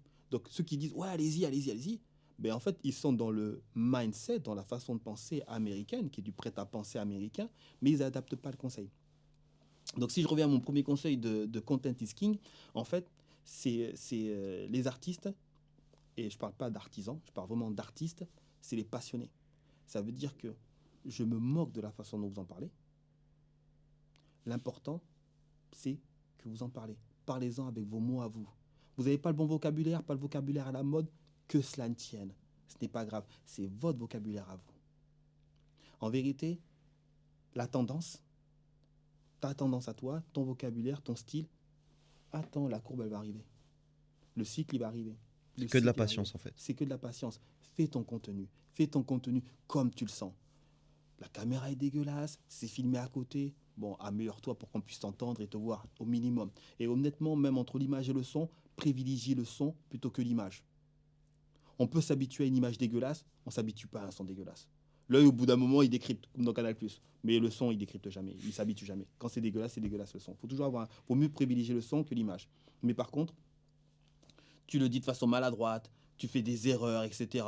Ce n'est pas grave, c'est ta personnalité. C'est ton contenu. Si tu as quelque chose à dire, dis-le. Maintenant, si tu n'as rien à dire, c'est un autre problème. Mais content is king, c'est-à-dire que l'algorithme de Google, celui qui fait le référencement naturel, il est à la recherche de ce qui n'a pas été dit.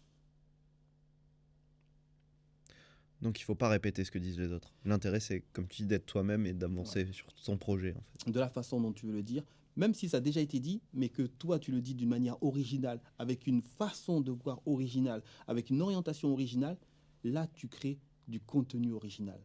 Il y a un biais dans l'algorithme de Google qui s'appelle le duplicate content. Le duplicate content, ça veut dire que je prends le contenu de A, je le copie à 70%, histoire de ne pas me faire repérer, et je refais la même chose. Ça appauvrit le web. Parce que tout le web se ressemble.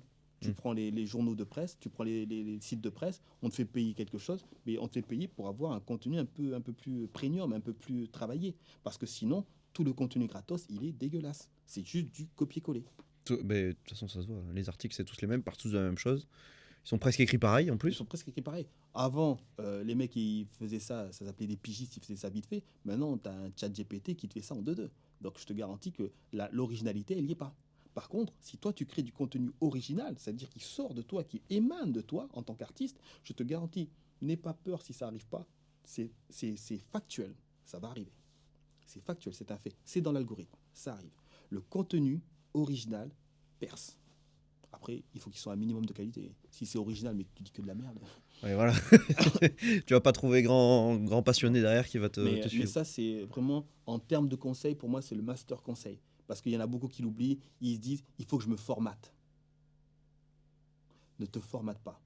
C'est la réalité qui va se formater à tes faits à toi. Ah ouais. Regarde, quand je prends cet exemple, les gens ils comprennent bien. Tu connais les courses d'escargots? Ouais, ça va pas vite, mais oui. Tu as déjà vu des courses d'escargots? Non, Tu sais qu'il y a des courses d'escargots sur le web? ça me choque pas. Il y a tout sur Internet. Il y a tout sur Internet. Il y a des gens, leur passion, c'est les courses d'escargots. Il y a des gens, ils investissent pour développer, croiser des escargots, etc. Non, ils font des... Ouais, des croisements. Parce que tu sais que la probabilité, tu sais que les escargots, ils ont les deux sexes. Ils sont les deux Oui, ils sexes. sont hermaphrodites. Tu sais pourquoi? Parce que la probabilité qu'ils croisent un autre escargot est tellement faible, faut pas se chier, les gars. Faut pas chier. La nature, elle blague pas. Mais tu vois, il y a toute une connaissance, une science sur l'escargot avec des courses, etc. Parce que ça passionne des gens. Toi, ça te passionne pas. Mais il y a un public pour ça. Il y a des niches partout. Il y a des niches partout. Toi, tu as un style musical, tu as un style de produire des films, tu as un style de peindre, etc. Tu crois que c'est pas bon, donc tu veux te modeler. Ça ne marche pas. Je m'en souviens de cette phrase de MC Solar, si tu te modèles au modèle, tu n'es que pâte à modeler. Belle phrase, beau. Donc, le contenu, c'est le plus important. Contenu is king. Content is king. Donc, et un contenu que toi, tu sors de toi, qui est original, et sors-le. Maintenant, si tu n'es pas original, que ton contenu n'est pas original, que en fait, tu veux juste percer pour percer, etc., mais là, il faut adopter d'autres stratégies. C'est les tendances, etc. Il faut que tu, même pas que tu comprennes l'algorithme, il faut que tu comprennes qu'est-ce qui est à la mode et tu surfes là-dessus. Mais quand tu es un artiste, et si vous vous adressez aux artistes, il faut leur dire, et je leur dis hein, vraiment, le contenu, c'est le plus important. Vous avez entendu, vous avez écouté. Écoutez Adamas. On a un peu de temps pour un deuxième conseil Oui, ou... bah oui, on va en profiter. Parce que je crois que je suis en train de tuer On l'heure. est à combien là? On doit être à quoi, 50 minutes, je pense? On est à plus de 50 minutes. Ah oui, quand même. On me dit dans l'oreillette, on a plus d'une heure? Ouais, plus d'une heure. Bah, Je t'avais allez, prévenu, je parle beaucoup. on finit. Ouais, mais c'est vrai qu'en plus, tu m'avais prévenu. Un conseil de plus? Et si t'as ça, et ensuite on passe sur la dernière question. Allez, un conseil pratico-pratique. Voilà, il y avait un conseil où on disait, ouais, en ce moment, la tendance n'est plus de mettre beaucoup de hashtags, etc.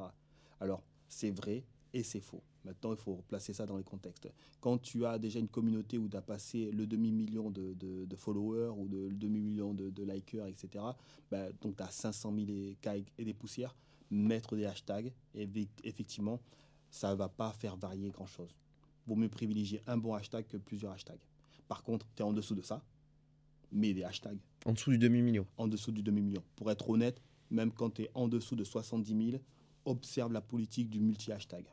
Ok. Multi-hashtag, ça veut dire quoi? Ça veut dire que, quel que soit ton post, maintenant ça marche même sur Facebook, sur TikTok, etc., Twitter aussi, c'est entre 7 et 15 hashtags, t'es bien. Ok. Ah oui, il y en a quand même un paquet à Il y en a mettre. un paquet à mettre. Mais il y en a beaucoup qui aujourd'hui vont mettre 3 hashtags. C'est bien, vaut mieux ça que zéro. Mais les comptes ne sont pas assez gros, ils ne sont pas assez significatifs pour les réseaux sociaux pour dire que je vais diffuser à un max ta publication. Donc entre 7 et 15 hashtags. Maintenant, quels sont les hashtags que tu mets? Il va avoir deux types de hashtags, comme ça on ne va pas trop embrouiller les gens. Ils vont avoir ce qu'on appelle des hashtags intimistes et des hashtags populaires. Les hashtags intimistes, c'est des hashtags que tu vas répéter assez souvent. C'est ta marque, ton nom et le mot que tu as mis à répéter. Ton espèce de baseline, ta phrase clé, la phrase que tu aimes proposer. Ça, ces hashtags-là, on doit les voir. Les lieux où tu es, Ok. dans quelle zone de chalandise tu frappes. Ces hashtags-là, on doit les voir dans tes publications. Ensuite, il va te rester quelque chose comme 7 hashtags, 10 hashtags. Ces hashtags-là, c'est les hashtags populaires. Dans ton domaine et dans ton métier, il y a des hashtags populaires. Comme je l'ai dit, la tendance est, comment dire, la tendance est à la voiture électrique. Et toi, tu vends des voitures à essence. Tu mets voiture électrique quand Tu même. mets quand même voiture électrique. Bah, comme si, ouais. Tu mets Comme voiture pour électrique. l'exemple des sites tout à l'heure. Voilà. Tu fais pas, mais tu écris quand même Et tu écris quand même. pourquoi tu fais pas, ou alors tu écris Voilà. quelque part. Et le hashtag, tu le mets. Et là, tu fais un mix en fait entre des hashtags populaires, très populaires, qui sont dans la tendance pour te faire monter, et des hashtags intimistes qui vont ramener ta population vers tes affinités à toi.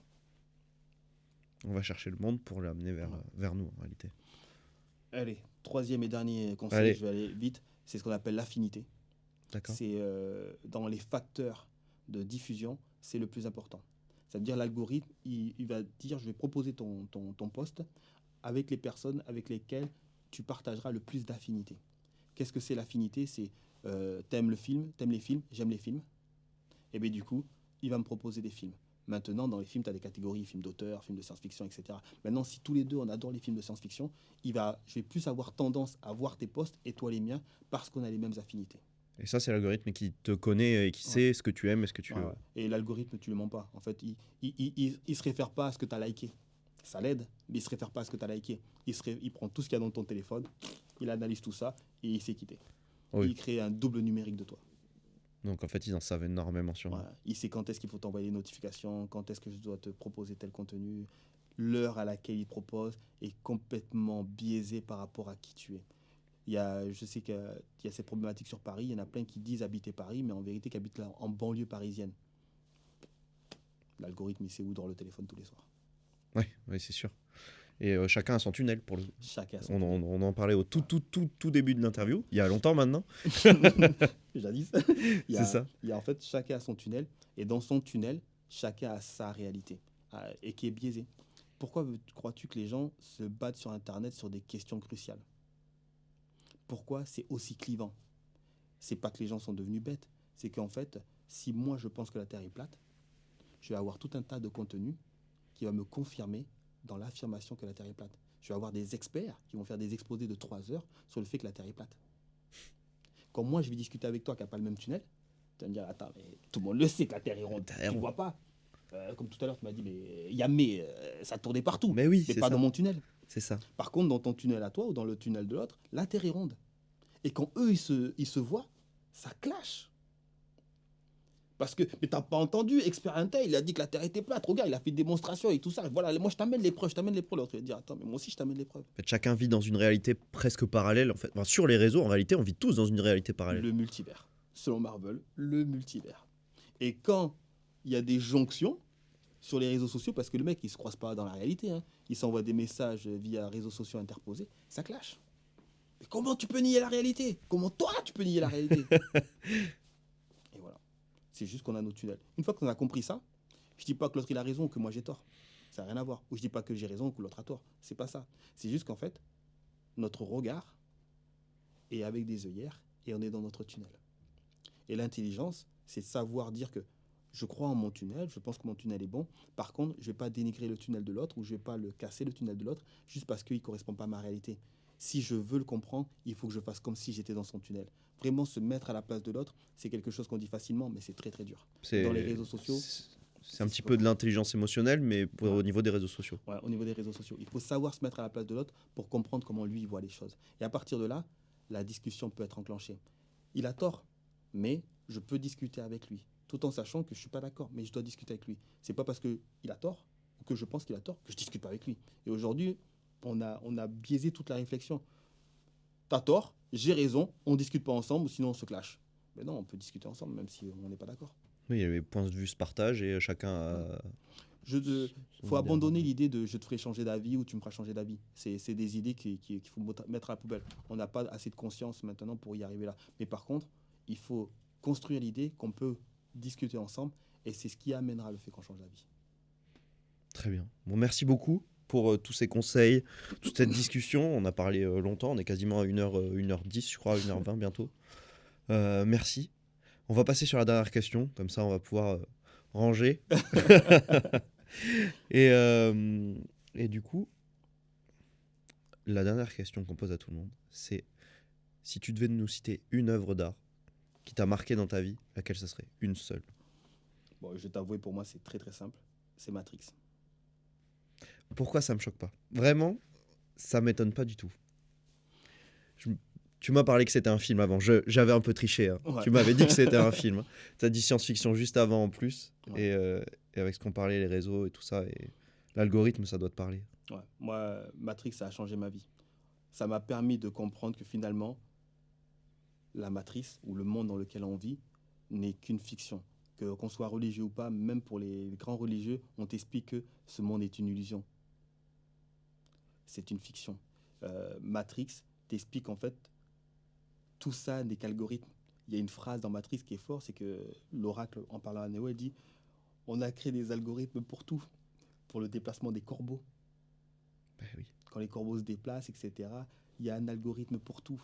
Et lorsque tu regardes le monde avec la vision de la matrice, en fait, tu vois les algorithmes. Tu arrives à calculer comment les voitures se déplacent, tu arrives à comprendre les phrases que tu vas sortir, tu arrives à comprendre comment les interactions avec la personne, tu vois, tu es en face de moi, j'arrive à te voir dans le monde de la matrice, j'arrive à voir si tu es content, malheureux, etc. J'analyse tous ces signaux faibles pour pouvoir adapter mon discours et faire en sorte que la conversation elle soit fluide entre nous.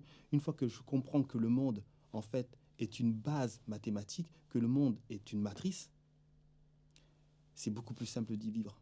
C'est beaucoup plus simple de s'y amuser. Quand tu comprends les règles du jeu, un peu comme pour les réseaux sociaux, c'est beaucoup plus simple de jouer. Quand tu ne comprends pas et que tu n'as pas les règles du jeu, tu subis ta vie.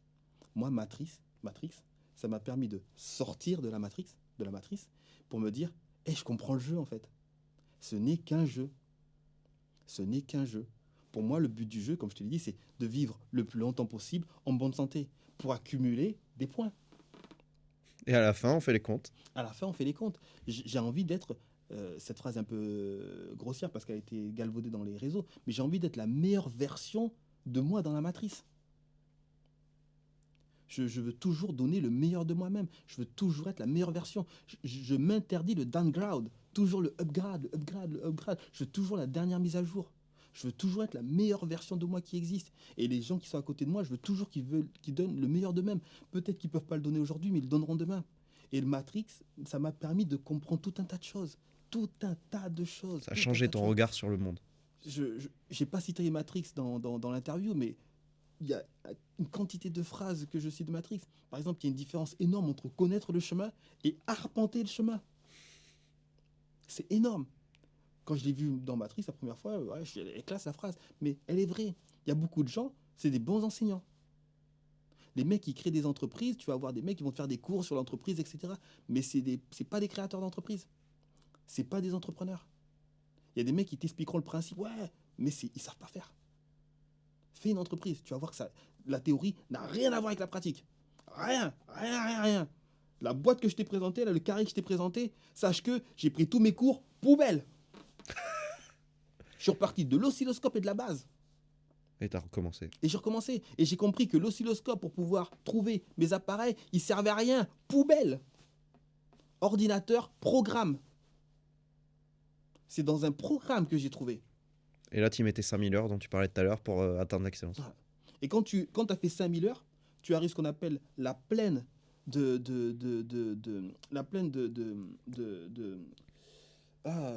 la gratitude, ou la plaine où tu sais que tu sais rien. Tu sais que tu sais rien. Les connaissances que tu as, elles sont profondes, elles sont fortes, etc. Mais tu sais qu'en fait, elles sont connexes à notre système de connaissances. Et c'est pour ça que dans ma vie, j'ai toujours jonglé entre deux pieds. Mais j'ai été en français, parce qu'une fois que j'ai pu savoir m'exprimer, ça m'a permis de mieux comprendre les mathématiques et la science, et ainsi de suite. Et Matrix, ça m'explique tout ça. Si les jeunes ne l'ont pas vu, ceux qui écoutent n'ont pas vu le film Matrix, il n'a pas trop vieilli, il n'a vraiment pas trop vieilli. Vous allez voir Kenny Reeves dans ses exploits. C'est vraiment un film. Il y a eu ma vie 1999 avant et ma vie 1999 après. Après Matrix, ma vie a complètement changé. Complètement changé. Mais quand je dis complètement, de l'alpha à l'oméga. Je ne voyais que le monde dans la matrice. Et Ono le sait, lorsqu'il me voit, quand je lui parle, tu as l'impression que je fais appel à un programme informatique, que je fais un select et que je te sors le résultat d'une base. Parce que même dans mon cerveau, je suis organisé comme ça. Bah, tout a une réponse algorithmique. Ouais. Et si j'ai pas la réponse, c'est pas grave. Je la mets dans un côté, tu as un daemon, tu as un programme qui tourne et qui ira parler à d'autres personnes. Et dès qu'il y aura une clé qui sera activée, clac, ça repart. Et je pourrais te ressortir une solution. Mais tout fonctionne comme ça. Et une fois que tu comprends les règles du jeu, mais c'est beaucoup plus simple. C'est vraiment beaucoup plus simple. Eh ben, merci. Encore une fois, merci à vous. J'espère que ça n'a pas été trop long parce que je crois que j'ai explosé le score. Ah ouais, je pense qu'on est sur la plus longue là. Mais c'était tellement intéressant que je pense que ça va parler à beaucoup de monde. Et puis voilà. Merci Théo. Merci à bientôt. À bientôt. Merci Ono aussi. Et merci à vous. C'est bon, c'est dans la boîte. T'avais déjà coupé.